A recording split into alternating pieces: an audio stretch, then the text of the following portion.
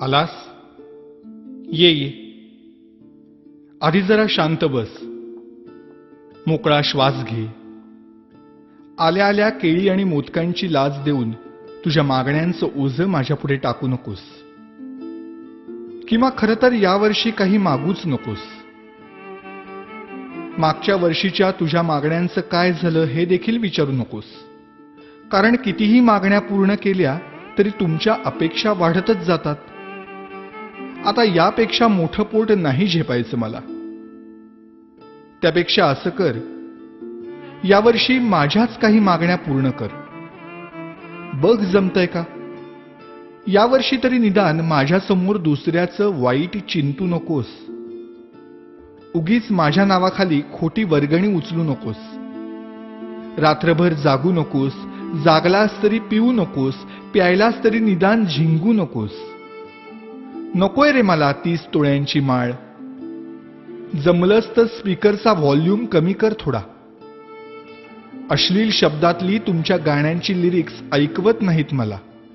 आणि बघवतही नाही तुमच्या कॉम्प्लेक्सच्या गॅदरिंग मधला नंगा नाच. अशक्य होतं रे मला हे 10 दिवस तुमचा तमाशारूपी उत्सव सहन करणं. हात जोडून मागणं मागतो तुझ्याकडे. जागा हो. सुसंस्कृत हो. खोटेपणा सोड. स्वार्थ सोड. कधीतरी प्रामाणिक होऊन बघ. माणुसकीची नशा चढव. परोपकाराची झिंग चढव. 100% मेहनत कर. स्वतःला ईश्वरी अंश मानणाऱ्या लोकांपासून सावध राहा. त्यांच्या आधाराने जगण्याचा प्रयत्न करून स्वतःतला आत्मविश्वास हरवून बसण्यापेक्षा तुझ्यातलं देवत्व मनापासून जप.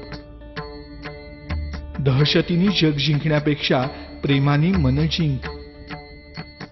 श्रीमंतांचे जोडे पुसण्यापेक्षा गरिबांचे पाय धू. पैशाने श्रीमंत होण्यापेक्षा मनाने श्रीमंत हो. बघ आता यातलं किती तुला झेपतंय. रागावू नकोस भक्ता. आणि रित्या हाताने जाऊ नकोस. नेहमीच मागत राहण्यापेक्षा अखंड देत राहण्यातला आनंद तुला लवकर लाभो. हाच माझा आशीर्वाद. भेटूच पुन्हा. तथास्तु.